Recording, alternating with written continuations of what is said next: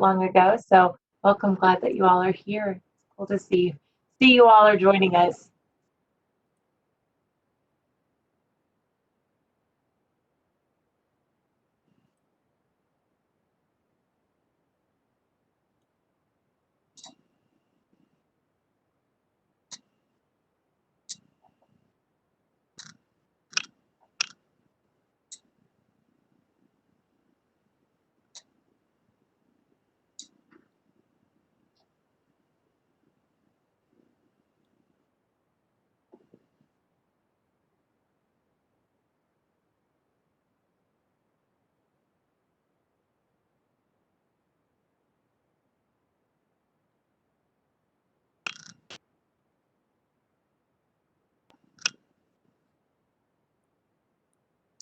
Evelyn, can you still hear us? Okay, now I can. Okay, I think it was just that nobody was talking for a minute. Okay. Courtney was talking and I lost the last bit of what she said. It just went quiet. Okay. Okay. Good to know. Thanks for checking.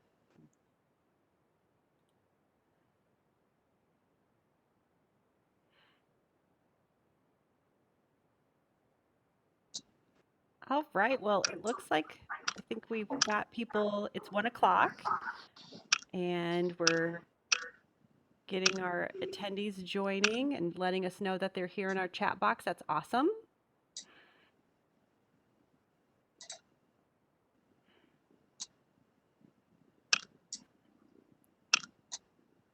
Okay.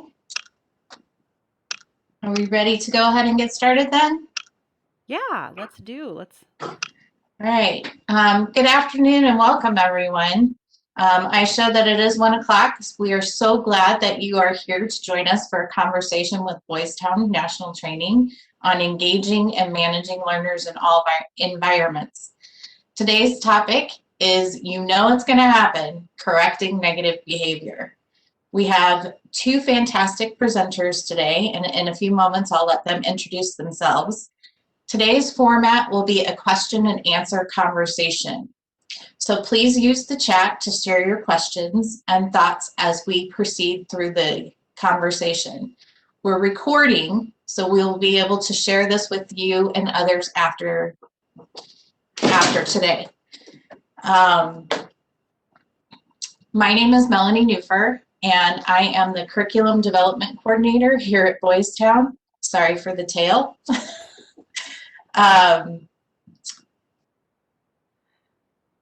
My job today is to facilitate and monitor the chat. And now I'd like to share our presenters with you. Courtney Daly, would you like to go next? Absolutely, happy to. Hello and welcome. My name is Courtney Daly. I'm the manager of national training of our department. A little bit about my background. I'm an educator by trade and by practice, and I taught for over 10 years. I taught in a variety of settings, which I think is really nice because, or when I say settings, I mean developmental age groups. So the majority of my teaching experience was actually in high school and middle school, but I also taught early education. So I get to see those just spectrum of behaviors over time, and that helps me in my work and going into a lot of different schools and age groups and different types of environments, and just seeing kids and knowing kids at their different developmental stages. I'm a fan of behavior, which is kind of an interesting thing to say, but it's because I just believe that I know that not all kids were dealt the same hand in life, and what I know is it's not the hand you were dealt, but it's what you do with it. And I know that we as educators have such a unique and important position to be able to work with our students and be able to help them to achieve their true potential. And so I just love the work that we do and value educators. And so I'm really glad to be with you all today in this crazy, weird, different, interesting, full of opportunities time. So thank you for being here with us today, and for all of you watching recording in the future as well. Thanks, Courtney. Our second presenter today is Evelyn Wilson. Evelyn, would you please introduce yourself? Hello, good morning or afternoon, depending upon where you're joining us from. I am in Southern California, so it's still morning here. I have been with Boys Town for a long time, to the point where I don't put a number on the years anymore, but I do have a bachelor's degree, so in elementary education, I spent a short period of time in the classroom, but then I started working at Boys Town in our residential program. I wish I had known what I learned at Boys Town. I wish I had known that when I was in the classroom. But worked in the group home for several years, worked with boys for 10 years and girls for 5 years. I've worked in a number of positions here at Boys Town, which has given me an opportunity to see just how effective our model is. I've worked and sometimes firsthand, I've literally worked in those programs, but also been able to train and observe how the model works in the group home setting, the psychiatric facilities for children, foster care, emergency shelters, and of course in the education setting. And I'm very proud of the fact that I know we're able to help people regardless of the setting. We can adjust and adapt our program to meet the needs of children and families. I've seen it year after year, time after time. So it's a privilege to be here and talk with you today. And I do thank you for joining us. Thank you, Evelyn. Finally, we have Stephanie Emrick, who will co-facilitate with me today. Stephanie, would you like to introduce yourself? Yeah, thank you and welcome everyone. My name is Stephanie Emrick and I am the manager of digital content here at Boys Town for Boys Town National Training and the Boys Town Press. So wanted to join today to help facilitate, answer any technical questions if any of you are having problems with your video, those types of things, and just join in the conversation. I facilitated the webinar last week, our first conversation on engaging and managing learners in all environments. So we'll talk about that a little bit to kind of set us up for our conversation today. And that is also available on our website if you missed it. And if you were there, last week, we're so glad to have you back again this week. So do you want me to jump right in and talk about, kick off our kind of conversation day with a little review of what we did last week? Is that okay? That would be fantastic. Okay. Thank you. Perfect. So as I was saying, last week was our first in this webinar series of a conversation with National Training on engaging, managing learners in all environments. So we wanted to start this conversation because it has been such a crazy year, and we have been having conversations with our clients all across the country since it started, and of course before it started. And we wanted to do a kind of Q&A type of format to share success stories, to share challenges, to share tools, tips, all of those types of things. So last week we started with the good teaching is good teaching. If it works in the classroom, it works anywhere. And we focused on more on if you're familiar with the Boys Town education model, we're a social skills curriculum that focuses on teaching social emotional learning, teaching social skills, and using our social skills curriculum with different types of tools and strategies to meet kids where they are and help provide them with supports. So our primary focus last week was on the proactive strategies that we use of planned teaching, preventive prompts, setting kids up for success, talking about making sure that they're aware of expectations, rules, procedures, and how to teach them those skills and reinforce those skills, and the benefit of using different types of praise and encouragement and reinforcement, and how those skills and strategies are all things that I know you're all familiar with and you have been using, but how are they different? How do you need to tweak them in different environments? How does it work for virtual? How does it work for blended?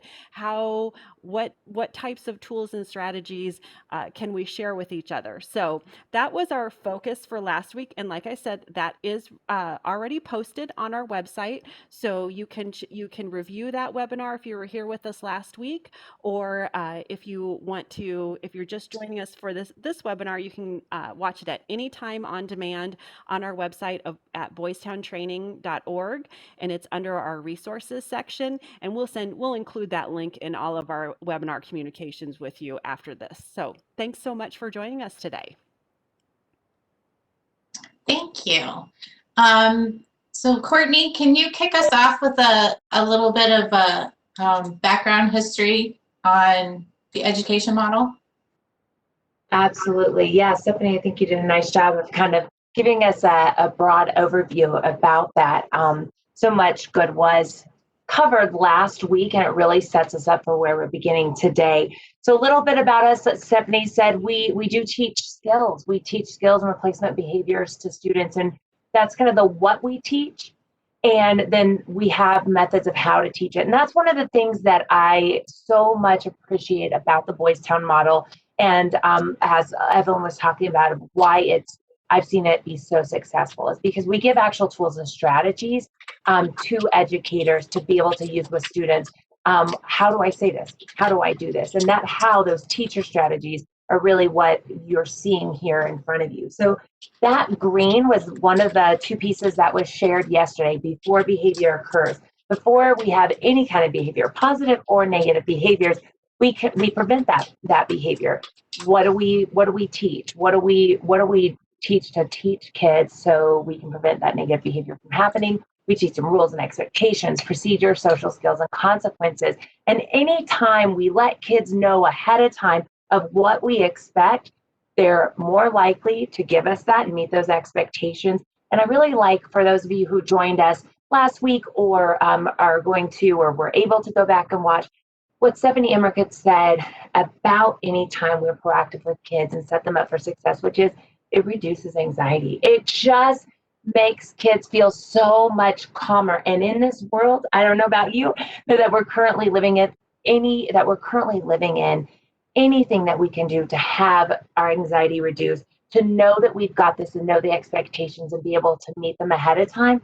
Anytime we can reduce that anxiety, we're going to be more successful, and it's just going to help us to further our success and for things to go smoothly. And that's what we want in this environment that many of you are teaching, perhaps in a hybrid mode, sometimes with in person, sometimes with some kids at home or all at home, however it is. It's just a different environment right now. And so anything we can do to set kids up for success is helpful. We're going to keep that in the back of our mind today as we move into kids are still going to need correction. So some of the strategies that Boys Town uses that we teach to prevent problem behavior are that plan teaching, preventive prompts, and blended teaching, just intentionally. I love, Stephanie, you said that today, and that was a theme of last week, and it's a theme of this week too.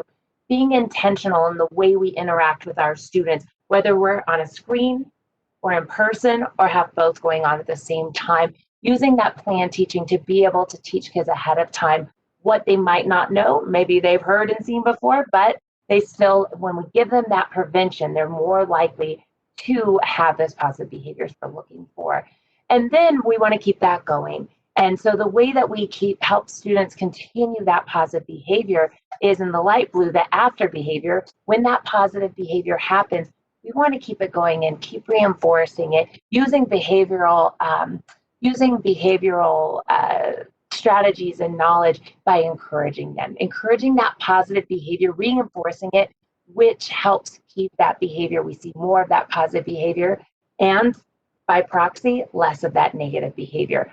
And so we have general praise and specific praise, which isn't really unique to our model, but the Boys Town model, what we add on is what we call effective praise, and it adds that reason, that why, that cognitive link of, but why should I mute my microphone when I come in? Why should I make sure and have all of my materials in front of me when the virtual class starts? And so letting kids know why that is so important for them, helping them to have that motivation within themselves. So that was a lot of what was covered last week. And then this week, we're going to talk about correction. How do we address that negative behavior? What are some good, sound teaching ways to address that negative behavior? We're going to talk about corrective prompts, corrective strategies, guided self-correction, and corrective teaching. Knowing that while we're not specifically addressing de-escalation today, spoiler alert, what you're going to learn today will, one, help prevent those escalations from happening, and two, actually equip you with the strategies to be able to de-escalate students. Those 5 corrective strategies that Evelyn is going to talk with us about today are going to equip you to be able to keep that ongoing escalated behavior lower and to help alleviate some of those instances in the future so we can get kids back to those positive behaviors that we want to see. Stephanie talked about the social skills that we teach. And last week, Joanne went over those 16 basic social skills that we oftentimes start with. So we do kind of talk and lead with 16 social skills that teachers have said that if kids know these in the classroom, we're able to teach class. And I say in the classroom, in whatever classroom, virtual environment, in-person environment, these skills are applicable. They might look a little bit different, but we still need kids to be prepared to stay on task, to disagree appropriately, and for goodness sakes, ask for help when they have a question, especially when they're behind a computer screen. These are not the only skills and behaviors, obviously, that help us to be successful in everyday life. Evelyn, will you show, we've got a book called Teaching Social Skills to Youth. I see that somebody is from Bellevue with us today. Shout out. I have a Bellevue principal who's borrowing my book, so that's why I don't have it. Thanks, Evelyn. In this book is 183 skills that are task analyzed out. And you might find that some of your students, depending on the student population that you have, need some of these different skills, need skills that might be more intermediate or more complex skills to be able to be successful. And so we've got those skills that you can use in there to be able to help teach students the replacement behaviors and the positive behaviors that they need to see and to need to have to be able to be successful in all learning environments. The last webinar last week, like Stephanie said, covered prevention and praise. And it's just really clear that we set the foundation today that the more clear that we are, the more we set those expectations, the more we teach kids procedures and set our tolerances of what we expect and then praise when we see kids do it, the less we are going to have to correct. And that way you can add on to your tool set today, but we don't want people to live in correction because it's kind of a hairy place to be. So we want to equip you and help you to feel like you have some more tools to be successful and to be able to address those negative behaviors in this virtual environment, but knowing the whole purpose is to inform how we pre-teach, how we praise kids so we can live in that positive space, so to speak. And that just being said, that it's important that we try to keep in mind that 4-to-1 praise to correction ratio. There are a lot of different ratios that people hear out there. What we know is that if we can keep a 4-to-1 or strive for a 4-to-1 praise to correction ratio with students, we keep the environment positive climate and culture. Students know that they'll get their needs met more and better for doing the right thing than for misbehaving and doing the wrong thing. And everybody wants attention. And so we want students to be able to access that attention, that praise, and that reinforcement for the positive behavior. So that being in mind, just make sure, just as we're thinking about these correction tools, that we keep in mind that we want to keep that 4-to-1 praise to correction ratio for students so that our corrections are more effective so we can get back to the praise. Evelyn, I'll toss it over to you if that works, or if you have anything else to add. Thank you, Courtney. So I will just, pick up where she left off because we don't want to live in the world of correction, but I always tell people, okay, let's be real. All right, it is developmentally appropriate for kids to misbehave, okay, because that is how they learn. They make little mistakes, and so our job is to help them learn from those mistakes by teaching the skill that they should have used or they might have forgotten to use, or, they chose not to use. But just know your kids are going to misbehave. That's why this section is called, it's going to happen. It is developmentally appropriate for kids to, have a good day, bad day, oops, I forgot day. We have the same, types of days, the same types of moments. But before I talk about the strategies and ways that we can address those behaviors, I'm going to go back to some things that you heard last week and some things that Courtney said, because it's so important. If you correcting your students' behaviors, it's important that you establish that relationship with them. I understand it's much more different, and maybe you have to change the way you do that virtually, but that relationship is going to be so important when it comes to correcting kids' behaviors. So you have to go back to what Courtney just talked about and what my colleagues talked about last week. Teach them what to do in advance, okay? And then praise it when it happens. I call it the 1-2 punch. Okay, teach it, praise it, teach it, praise it. If you're doing that consistently, even in the virtual world, you will hopefully not have to live in the world of correction. Okay, so we're not saying that just because it's, curriculum. It is so true. And I also feel that when you're teaching kids what to do in advance and you're praising it, you're pouring into that relationship. You're pouring into that child. So I sometimes, excuse me, compare it to like a little piggy bank, okay, where you're making those deposits constantly. I'm teaching my kids what to do. I'm praising, I'm teaching, I'm praising, trying to make sure I have that reservoir, that those 4 praise or planned teaching, they're in that little reservoir already. So when I do have to correct behaviors and make a tiny withdrawal, depending upon what I have to do, the relationship is still there because I've poured into that student. I've praised them. I've taught them what to do. But again, kids have to test the waters. That's what they do, okay? They need to know, do we mean what we say? All right, so they are going to have those little mishaps or those missteps. So let's talk about what you can do when those things happen. So please keep in mind, we're not trying to take away anything that you've already been doing. Those small corrective prompts may still work with the majority of your students. It looks a little different, okay, virtually. So, you sometimes would give your students the look, and I can definitely do the look. I think my look is a little scary sometimes, but you know how you kind of give your students the look. Well, that may not work as well virtually.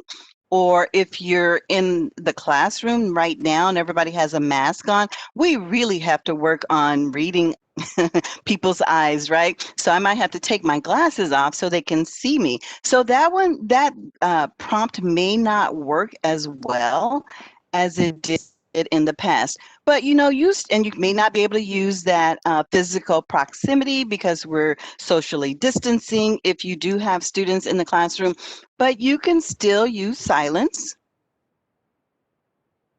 Or you might just say, I'll wait. Okay, I need all eyes up here. All right, so those prompts that we normally use, some of those can still be used virtually, okay? So always start there, okay? See if that is going to be effective for your students or a student whose attention you're trying to get. But if they don't catch on, which sometimes, could be the case, we do have what we call corrective strategies. So when kids are struggling with their behavior, we're always going to use the smallest type of correction that we can. So start with those corrective prompts. But if that's not working, you may start with empathy. And empathy goes such a long ways with all of our students and most adults, just trying to validate what might be going on. Sounds like you're having a difficult morning. Yeah, it can be tough when you're put on the spot and I ask you to answer a question. I understand that the mask is a little uncomfortable. Okay, just, empathizing with what they're going on, sometimes that's enough to turn that behavior around. So the second type of, I'm going to go in the opposite direction to the left. So we also have what we call reality statements. Sometimes just throwing out a simple little reminder, if you go ahead and get your work done right here in class, you may not have to take it home or you may not have to do it later. Okay. The sooner we get done with this, the sooner you can have a little free time. Okay, just reminding them that, you know what, I understand you want to do something now, but if we get this taken care of, you might have a little bit more time to do whatever it is you're trying to get to.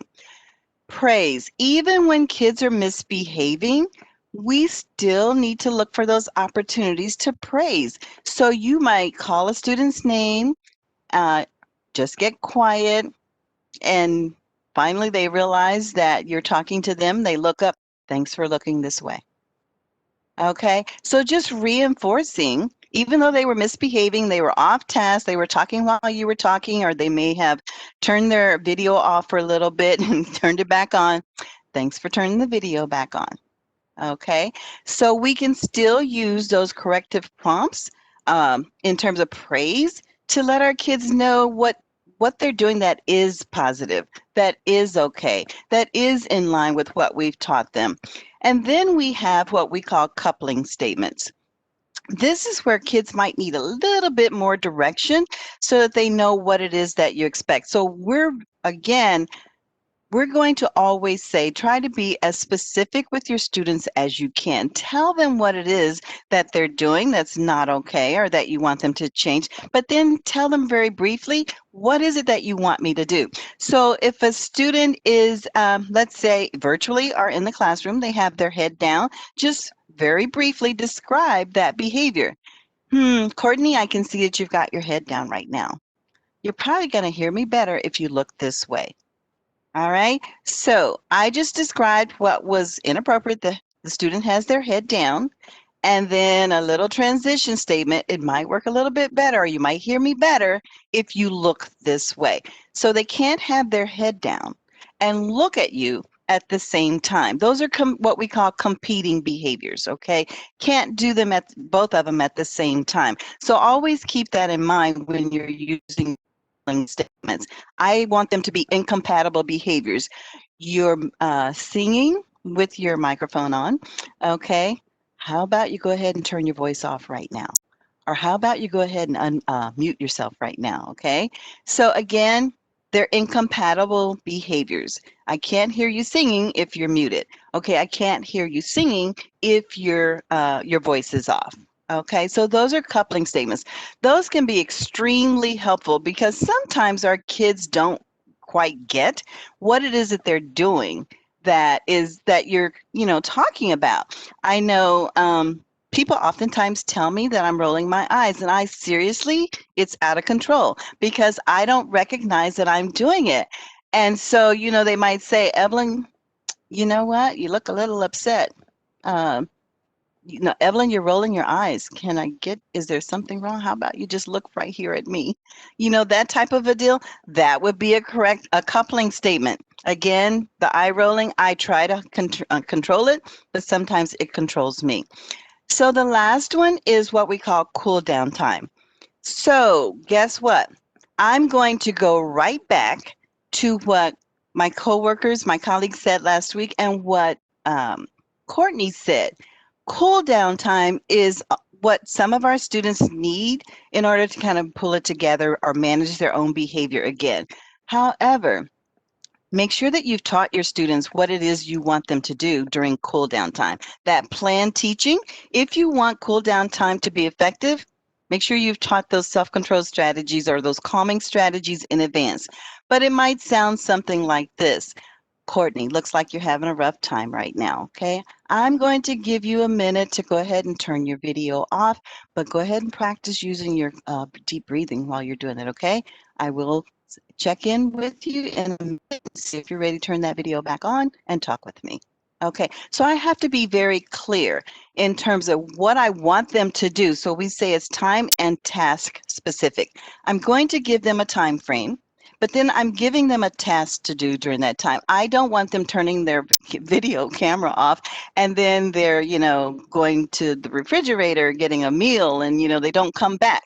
That might be a cool down strategy for some of us, especially working at home, but that's not what I want my students to do during instruction time. So I need to be clear and specific. And again, if I haven't taught them how to use the deep breathing or the counting or the ABCs or visualization, chances are they're not going to be able to use it effectively during that cool down time. Planned teaching. Planned teaching is your best friend, okay? Teach them in advance what it is that you want them to do. So you can teach the entire class some different calming strategies, but do it in advance. So when I say to the student, you know what, looks like you're a little upset right now. I'm going to give you a minute. Go ahead and you can turn your video off, use your deep breathing or counting, whatever it is you want to offer, and I will check in with you in a minute and see if you're ready to continue. So those are our 5 corrective strategies, okay? Use those. If your corrective prompts haven't worked, try using the corrective strategies. Okay. So our next option is to take it a step further. So we've used those low-level interventions, but maybe the student didn't turn their behavior around. And so we need to have a more intentional or purposeful conversation with them. So we need to take it a step further. And you see there are lots of steps up here, but don't get nervous. You saw most of these if you attended last week. And if you look at our video from last week, then you'll see that more we talked about already. Okay. So when we use corrective teaching, please again keep in mind, what is it that I'm trying to do right now? I want to have a conversation with my student about their behavior. So if you tell yourself, okay, so I need to give myself a little reminder, I am planning to have a conversation, not a confrontation. Okay, so we need to do a little positive self-talk ourselves, because sometimes there's some students we know it might go well, other students it may not go the way we intended. So tell yourself, I'm planning to have a conversation, not a confrontation. The other thing that I like to remind people to do is to remember we're all living in a traumatic time in our lives. So if we kind of keep that in mind when we get ready to use corrective teaching, look at your student or talk to your student through your trauma lens. Okay, it's like they may be having a really difficult time at home. This may not be the best day for them. So just keep those types of things in mind as you move forward, because this conversation is more intentional and purposeful in addressing those problem behaviors and trying to help our students know what to do the next time they're struggling in that area. So as I talk about this, think about the fact that, remember I said, okay, it is developmentally appropriate for kids to misbehave or to have an off day, okay? So I like to think of it as the fact that there are times when we all have a little slip. We might stumble. There's a gospel song that says something about we all fall down, but we get up. Think of corrective teaching like that, okay? Oh, I stumbled, I fell, but I need to get up. But as we think about corrective teaching, we're going to extend our hand and help our students get up, okay? So let's look at the steps to corrective teaching. So if you take a look at the very first step, we're going to start that conversation with a praise statement or an empathy statement. And you're thinking, oh, but okay, he's, talking while I'm talking. He's off task, or he's not doing what I asked him to do. And you want me to praise them? Yes. If they stopped while you started talking to them, thank you for putting your pencil down, or thank you for looking this way. If you just don't see anything that you really think you can praise, all right, use that empathy. Looks like you're having a hard time this morning. I understand it can be difficult when somebody tells you no, okay? So we're going to start on a positive note to help our students know that, okay, we still have that relationship. I'm just having a quick little conversation. We want our kids to learn to respond at this level so that they know when you are having that private conversation with them that, okay, she's just going to talk to me. I know what she's going to say. She's going to have me, figure out what it is I need to do differently. Okay, so start on a positive note. The second thing you're going to do is describe the inappropriate behavior. Now, last week they talked to you about using skill labels. It's important for our students to know which skill they should have used or which skill would have helped them in that situation. So I'm going to label the skill, and then I'm going to describe a couple of the behaviors that I see or heard from the student. So I might say something like, you know what, I gave you an instruction and you still have your head on your desk. Very short, and we don't have to describe every single thing. We might say you said something like, get out of my face, I don't want to talk to you, and you had your head on your desk, okay? So simply identifying the skill that you should have used when I gave the instruction. You kept your head on the desk. You said something about, I don't want to talk to you, Miss Wilson, all right? But then we're done with that negative behavior. we're going to describe to our students, this is where we extend our hand and help them get up. You know, remember, when somebody gives you an instruction, just look at them, say, okay, do what they ask you to do, and check back. So I'm going to, again, label that skill, but very specifically explain to the student what it is I expect whenever someone gives an instruction. Look at the person, just say, okay, yeah, I know there are lots of other ways that you could answer me, but right now let's just work on saying, okay, do what was asked, and then check back. Now, virtually, that is going to look a little different right now, right? They may not be able to say, okay, so give me a thumbs up, on the screen so I'll know. If I ask you to take your assignment out, go ahead and take your assignment out. Give me a thumbs up, okay? So it's going to look a little different virtually than if you're in the classroom. But if you're in the classroom, you can still say, okay, go ahead, look at me, look this way. I can't tell if your eyes are really looking at me, just look this way, okay? You can still give me a thumbs up and take your book out, all right? And then normally we would suggest that they check back. Well, that will look a little different also. So we can figure out different ways to have our students check back. Now, one of the very important steps in all of our teaching interactions is giving students a reason to use that skill or behavior. So again, that was discussed last week.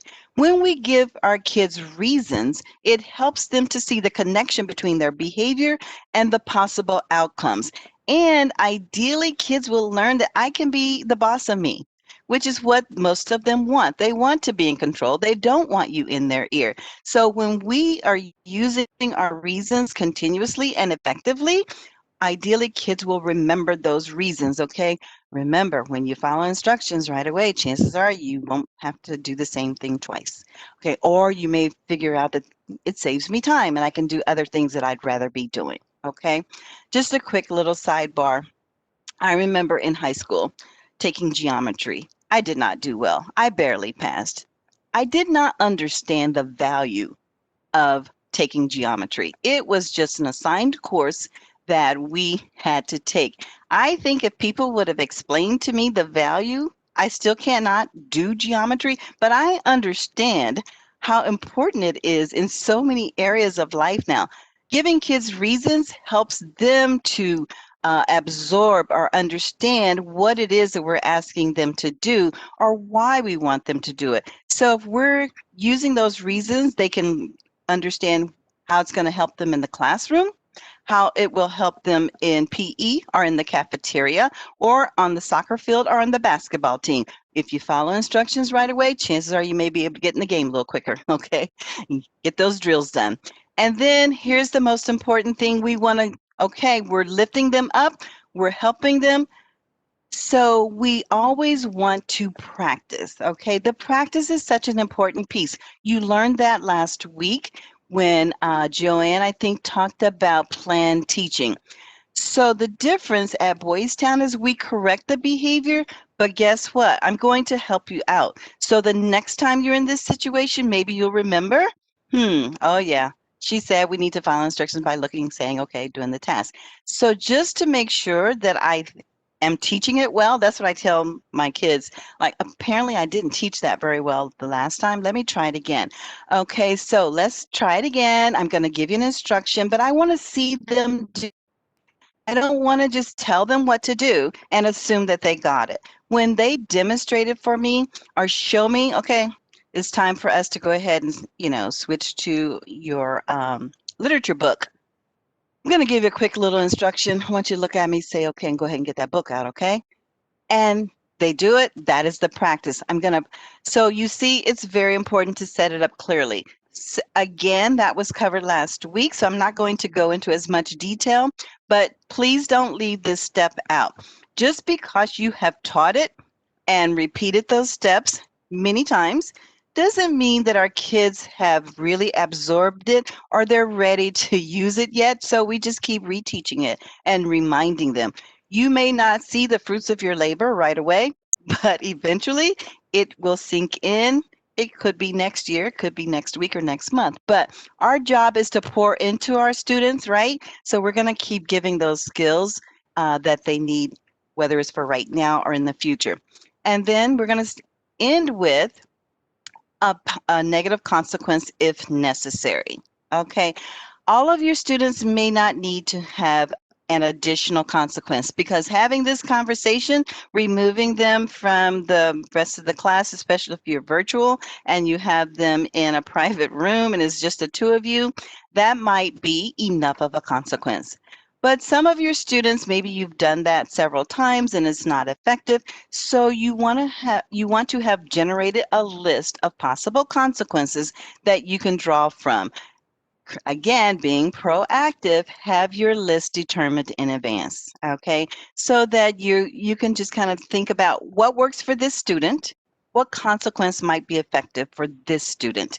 And so sometimes we might need to go ahead and add a small consequence. And that could be something as simple as, you know what, let's finish this conversation when class is over, okay? So those are the steps to corrective teaching. Again, we're going to start with the lowest level of correction that we can, the corrective prompts, using our corrective strategies. But some of your students will need corrective teaching. And then finally, for some of your students who don't need to go through all of the steps of corrective teaching, we have another strategy that you can use called guided self-correction. So many of your students are at a level where they can self-reflect. You know, you just kind of guide them and get them back on course. So it's just a series of questions that we might ask the student. So we need to identify the inappropriate behavior, but I'm not going to tell them. I want them to self-reflect and share with me. Tell me what just happened. Can you tell me what's going on right now? Okay, so they need to think and then share with you. And then I want to help them identify the appropriate behavior or what they should have done. Okay, what should you be doing? What would have been a better choice right now? Okay, so putting it back on the student so that they can kind of think, because you've done all your planned teaching, they know what they should have done. So for some students, they're able to share with you, yes, I should have been looking and listening without talking. Exactly. All right. Then clarify the reason or choice. So why would that be a better choice right now? Well, I'll probably understand how to do my assignment. Yep, you're absolutely right. So then number 4, we want to make a plan to change that behavior. Can you try that now? Let's see how that works for you, okay? So again, some of your students, they don't need the entire corrective teaching interaction, but maybe the corrective prompts are, the corrective strategies didn't work. So we need to have a different type of conversation. It's like, okay, let's talk about it. You tell me what happened. And so they're able to correct their own behavior, okay? So those are our basic corrective interventions that we want to share with you. I know it's a lot of information. I might have talked a little too quickly, but I know we only have an hour. I can talk. So if you have questions, I know that Stephanie and Melanie are managing the chat box, which I am not looking at. All right, so we're going to turn it back over to Melanie. Thank you, Evelyn and Courtney. That was a wonderful refresher for us. One of the questions that we received is, what can I do when a student turns off the screen and walks away? I can grab that one, Evelyn. So that's a great question. We get that one a lot. One of the things about this is that I think Evelyn said it well, is start just by keeping your cool. Just keep your calm and know that you can handle this, because while this may not be something you can address right away, maybe they left the meeting completely or they walked away for a minute. It's almost like they're taking their own cool down time. May not have been when and how we wanted it. We might not know if they're getting that meal, Evelyn, but they're taking a moment. Keep your cool, keep on teaching. Your students need you, and you know that you can revisit this issue with the student later.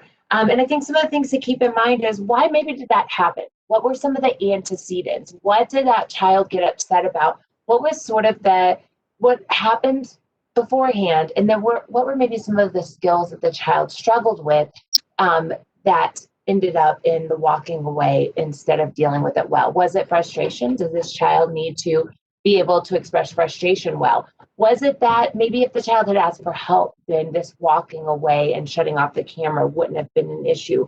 Perhaps it's that We need to make sure, gosh, any number of skills that it could be. So we need to think about what skills can we teach that child to help her or him be able to avoid this in the future. Keeping her cool, giving ourselves grace about this doesn't mean we did anything wrong, doesn't mean the child really is, yes, this is not how we want them to respond, but knowing that they're going through a really crazy time too, and who knows what else is going on. It may have been that there was an adult that they're embarrassed about in the background. Something's happening and we don't know, and they needed to save face and turn off that computer. So just remembering that there are so many issues and things going on and keeping those in mind.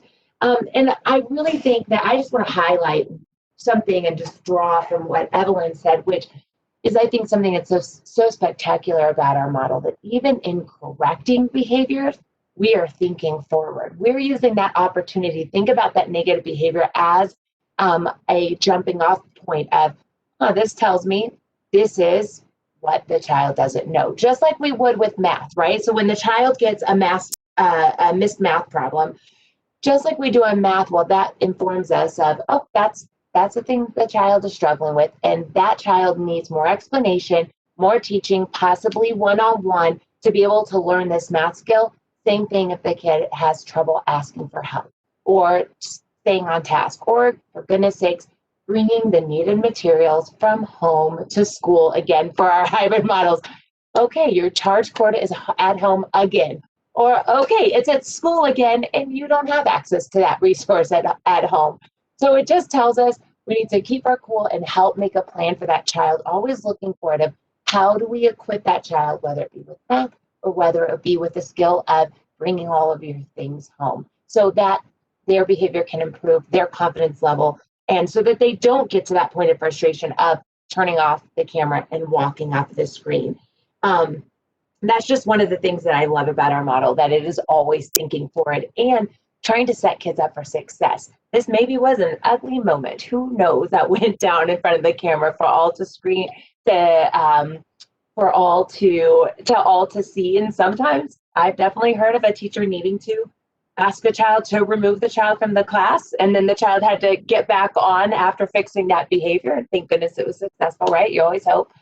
And but the thing is that we always look for that opportunity when they did correct their behavior, even if it's just small, guys, right? When that child got back on after being asked to leave the class and got back on, and he said, "Why did you make me leave the class?" And so we don't want a kid to argue with us, but guess what? He came back.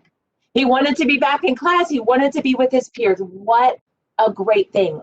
And so we can easily start, just like Evelyn said, "I'm so glad you're back with us. That's where I wanted you to be." And it's a true statement. And so always looking at how do we get to that next level of success. So that's kind of my thought with that. I don't know, Evelyn, if you have anything to add in there.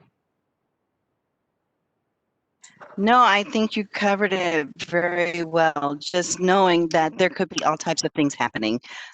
We don't know the reasoning, and we may not have time to figure it out in the moment. But again, keep your trauma lens on and know that we're all living during some traumatic times. And like Courtney said, I have seen things in the background where, people probably should have turned the video off. They didn't even, recognize it. So we don't know what's going on. So maybe we can have that conversation with that student a little bit later and say, "Hey, is there anything I can help you with? I don't know what's going on. Let me know what I can do." Or, maybe we can have a little signal when something's happening. You can kind of let me know through the chat box or something like that, that Miss Wilson, I need to turn my screen off for a little while. Thank you. Well, speaking of trauma and some of the struggles that we're having right now, I have another question kind of in that vein. I'm struggling with students who are apathetic due to the pandemic. What can I do to get them back on track and get them engaged again? Okay, I'll take that one. Okay, so again, let's be real.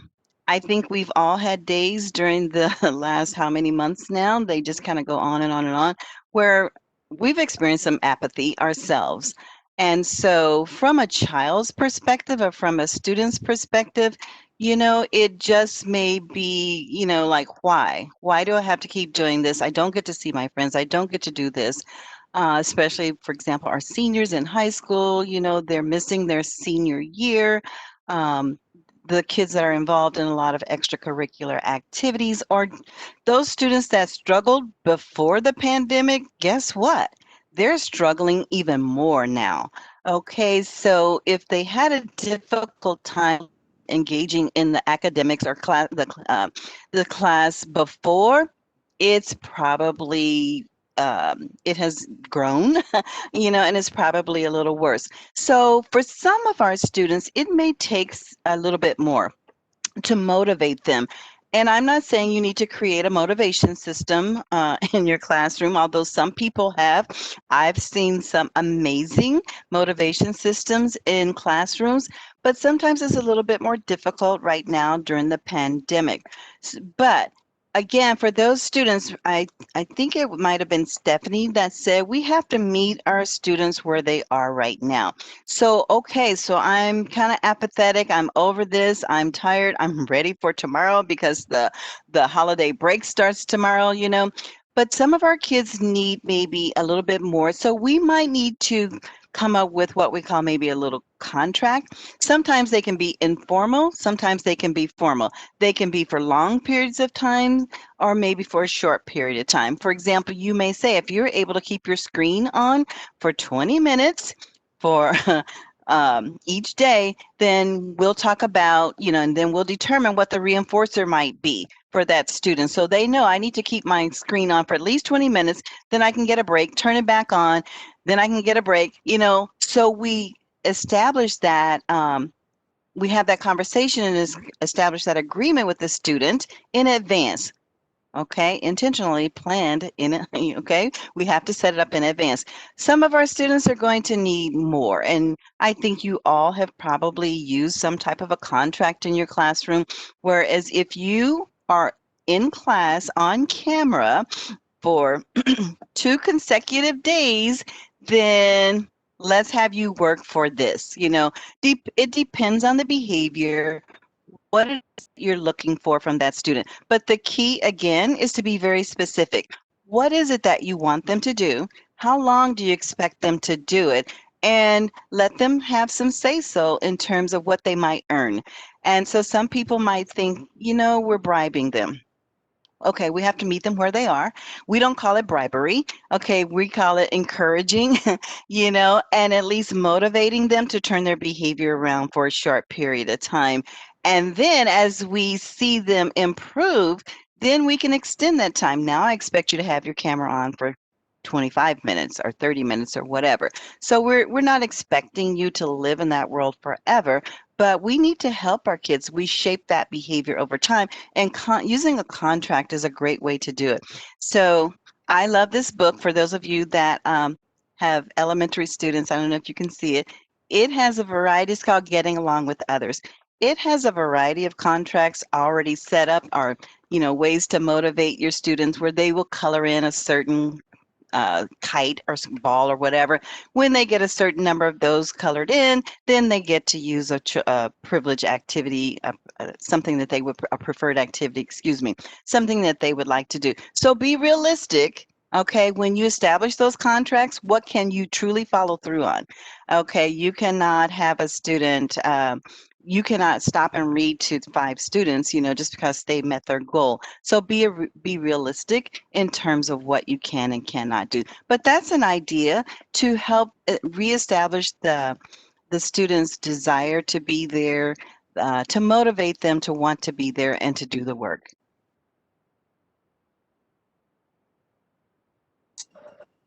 Thank you, Evelyn. So in our chat, we have a box. We have a question here that says, I'm dealing with an apathetic parent. The student refuses to log on, put on their camera, or participate in majority of the class time. We have contacted the parent many times, and the parent says, online learning just doesn't work for her, and I'm not going to force her to do it. What do I do as a teacher? Yeah, I saw 3 comments there and I saw, oh, sorry, Evelyn, did I jump in ahead of you? We're both talkers. We like the hard ones. We like it. Yeah, I see a couple comments there, and at least 2 people experiencing a similar thing. My fellow high school teachers. It's a hard one for sure. And I go back to strategies that we know that are tried and true, and it doesn't mean they're always work.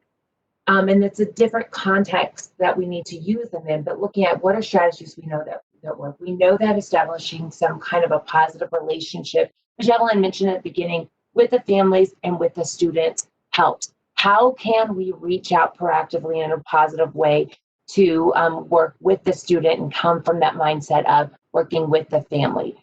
So maybe it's baby steps, or like Evelyn said, can we meet with you for a short amount of time to set a baby step goal that we can meet? How can I help you? Maybe they start with a class that's kind of, as we would refer to in my household, I have an 11-year-old, as the dessert of the class, or dessert of the assignments. When she picks assignments, sometimes she wants to put off the hard ones, and so she wants to set aside the vegetables and she wants to start with the dessert assignments. Sometimes we have to switch it out. Can we help set up a mini goal with this student to get onto the class that's an easier class for them, one that they're more willing to get on? Let's start there. And then can we then increase the positive interactions we're having with the families and the students and help them access something positive? Just going back to exactly what Evelyn is saying is, what are some reinforcers that those students might work with?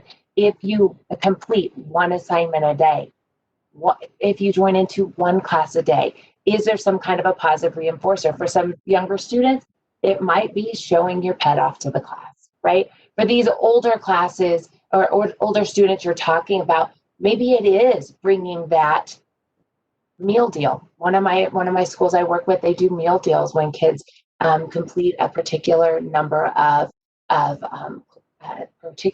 assignments. It could be a gift certificate to a local restaurant or a local grocery store, perhaps, to help families out, because we don't know, maybe they can't even get meal on the table. And so trying to get a math assignment done just seems like it's unnecessary. So really working from the mindset of, how can I work with them? How can I set baby goals and steps that student is able to achieve, that then I can reach out to parents in that positive way, and really just trying to reframe the conversation is where I would start. We're not going to get them from 0 to 60, super fast.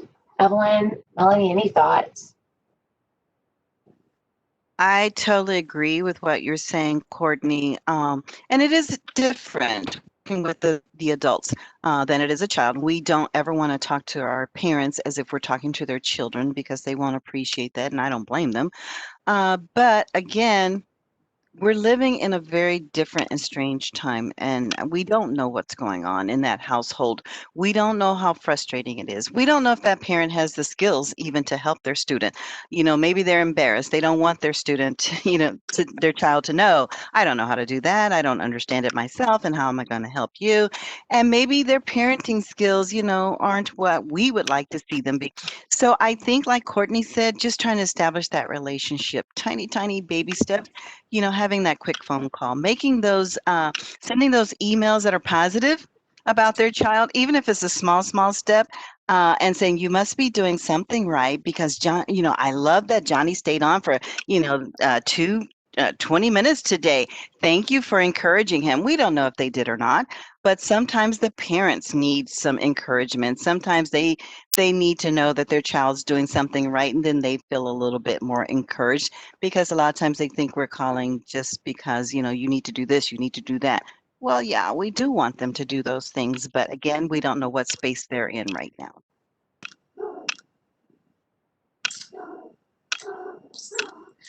All right, thanks, Evelyn.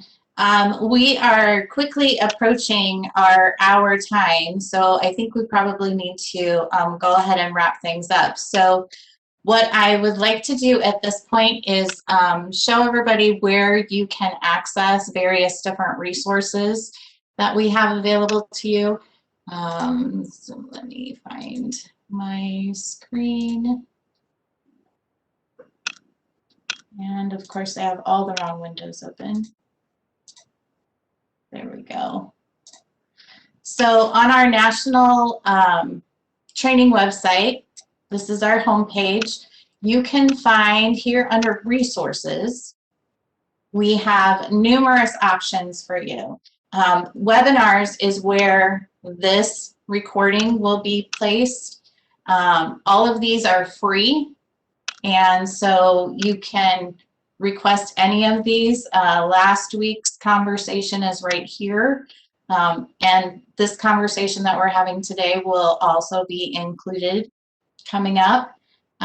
Additionally, you can find, we talked about the books that are available. You know, Evelyn gave us a wonderful book. And then there's also the Teaching Social Skills to Youth. And now I can't find my, where's the press page? There it is, Boys Town Press, right in front of me. I'm going to jump in really quick to let everyone know that we do have a special coupon code for you if you don't already have that Teaching Social Skills to Youth book, or if you want to get additional copies, we'll email that out. But you, it's 25% off for attending this webinar. So great way. You could buy yourself a Christmas present, buy a coworker a Christmas present, and some different things there. So that will be that coupon code. I will put it in the chat box so you can use that, and it will also be in the downloads and other information that we send out. Thank you, Stephanie. Does anybody have anything else that they need to mention as we wrap up here? Thank you for being with us today. Thank you so much for joining us. I appreciate it, and I'm glad to be part of this conversation and look forward to future ones we have. And I wish you all well in these crazy times, and happy holidays as well. I will echo that. Again, thank you all so much for joining us today, and we're wishing you a safe and happy holidays. Bye.